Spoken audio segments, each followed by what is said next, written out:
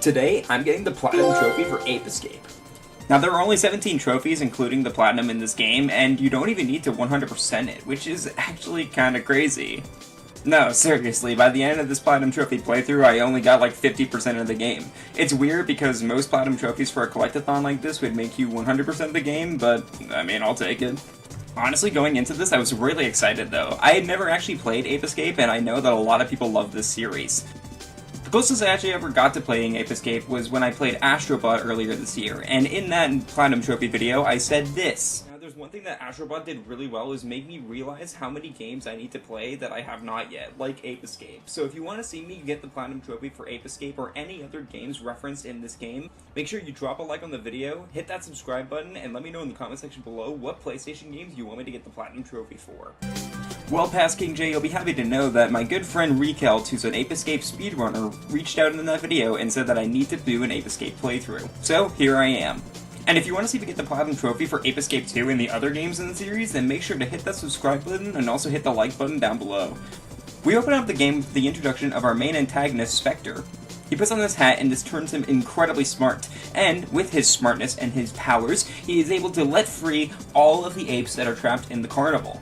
We play as Spike, and when us and our friend Jake go to visit the professor, he and his daughter Natalie are captured by Spectre. Spectre ends up using the professor's time-traveling machine, which of course he has, and he ends up going back in time. So it's up to Spike to use the net that the professor gives us to capture all the monkeys that Spectre let loose and ultimately put a stop to him. We then get thrown into the tutorial level, and it becomes very apparent what the issue is here. The camera is horrible, and also the controls in general aren't that great. Now, I'm playing this on the PlayStation 5, and, yeah, the emulation isn't the best. Seriously, the controls were really bad, and it got to the point where I almost smashed my keyboard and had me thought about killing myself. In this tutorial area, though, I did get my first 2 trophies of the game. The first one for capturing my first ever monkey, which took way too long. I was still getting used to the game, and like I said, this game's controls have not aged the best, so it did take me a little bit to get there. Now, there's apparently 204 apes that you can capture in this game. I wouldn't know that because I only had to capture 100 to get the Platinum Trophy. The second trophy that I got was for collecting my first ever Spectre token. There are 40 of these that we need to collect in order to unlock minigames and stuff like that, and while there are more than 40 in the main game, you only need to collect 40 to get the Platinum. So I got my first one and got a trophy from that. After completing the tutorial and heading on to the next level, Natalie and the professor called us and gave us a new gadget. Now, every time we get a new gadget, we're going to go through a little bit of a tutorial stage for it. And after we beat that, we get a trophy for them. This first one was a gadget that let us swim underwater and dive underneath, and that was pretty cool. So we beat the tutorial for it, and we got a trophy. The trophy is also called Get Wet, which is something that no Ape Escape player will do to a woman. And so we continued on and played through the next couple levels with my bad platforming in tow. There are only 8 worlds in this game, technically 9 if you count the final area and the final boss fight. So this game isn't terribly long, and by the time we got to the second world, the first level in that world had our next new gadget. This gadget was the sensor, and it basically told us where apes were hiding if we couldn't see them, and it was pretty useful. After clearing the tutorial, we ended up getting a trophy for it, just like we always should. Spectre then calls the gloat to us and the professor about his master plan that he has going on here. And honestly, it's not much to write home about. I mean, the only thing to really talk about with this game is the voice acting, which is just horrible in the best way. But for the most part, it's just that Spectre's bad and you gotta put a stop to him. We proceeded on to World 2 to capture some more apes, and this time we were in this sort of jungle-like area. The way this game works is that it kind of progresses through time periods, which is really cool. That being said, though, the first 2 worlds were pretty much carbon copies of each other. They were both grassy areas, which was just a little surprising, you know? One was prehistoric and one was a jungle. Not much different there. For the rest of the world, not much really happened of note, except for the fact that the game taught me that I could crawl on my stomach to sneak up on monkeys, which would have been a great thing to know earlier in the game, I will have to say. After moving into the next level, I realized that this world was called the Mysterious Age, which I don't know what that means, but what I do know is that we got our next gadget in this level. We got the slingshot, which was really good for stunning apes and also for killing enemies. And apparently someone told me that with this gadget you can do some sort of infinite height glitch, which they use in the speedruns, which is pretty cool. But you know the drill, we finished the tutorial for this and then we got a trophy for it.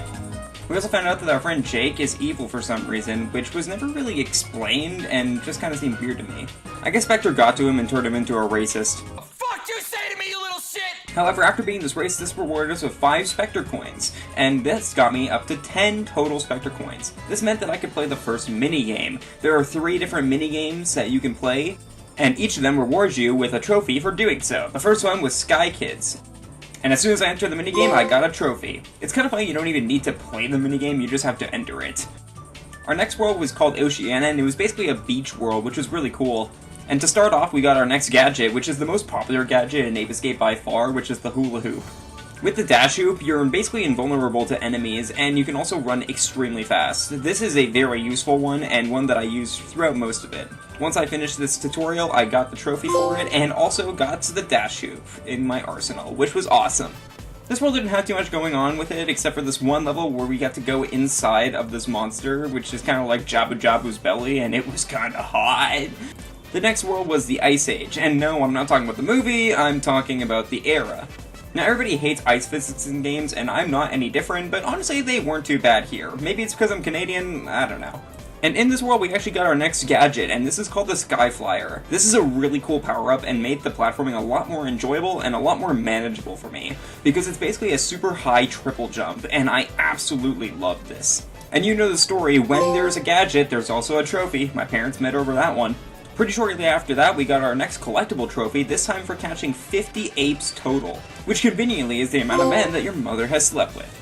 Now, after this world, we had another race with Jake, and I found this one easier than the first one for some reason. And once we beat this race and got our 5 Spectre coins from it, I actually got enough that it pushed me over the 20 mark, which gave us a trophy for that. And not only that, that allowed us to access our next minigame, which, once we entered, got us another trophy on top of that. So, 2 for the price of 1. We love to see it.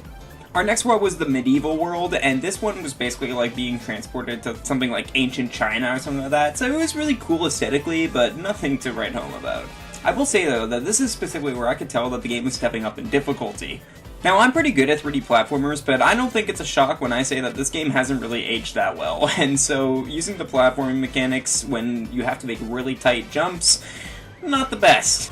Especially when you're playing a PlayStation 1 game on a PlayStation 5 and there's very noticeable input delay. At the end of this world though, we got to fight this giant suit of armor, and this was actually really sick. I'm kinda sad there's not more boss fights in this game. Apparently the later Ape Escape games have fixed that, but it's a shame, because when we do get boss fights, they're really cool. After that, we tripped on acid a little bit as we returned to our main time period, and once we arrived, our fears were realized. It turns out that Spectre's plan had actually come to fruition. Apes now ruled the world. Damn you all to hell! Not only that, but Natalie and the professor were in danger of getting captured by Spectre, so it's up to us to keep doing what we're good at, and capture those apes. We started off our next world, Futurama, which is definitely not a reference to that TV show. And in the first level, we got access to our next gadget, which is this RC car, which, honestly, it's okay. Like, it can destroy enemies, and it can hold down these buttons and stuff like that, but it's nothing that special. It definitely didn't get me wet, now that's for sure. It was later in this world that we got to my least favorite level, which was this level with all these tanks. I actually hated these so much, and they were by far the worst mechanic that the game has introduced to us. And I only bring this up because it's in this level that I got the trophy that I needed, which was to capture 100 apes. Now, like I said, this isn't hard to do because there's over 200 in the game, but I was genuinely shocked at how quickly I got this. I mean, I didn't have to do anything other than play the main story. After a boss fight with Spectre's airship, we go ahead and enter the final world, which is Spectre's Carnival. Spectre basically gloats to us about what he's accomplished, and he also tells us that he has stolen our friends, and so it's up to us to go ahead and save them.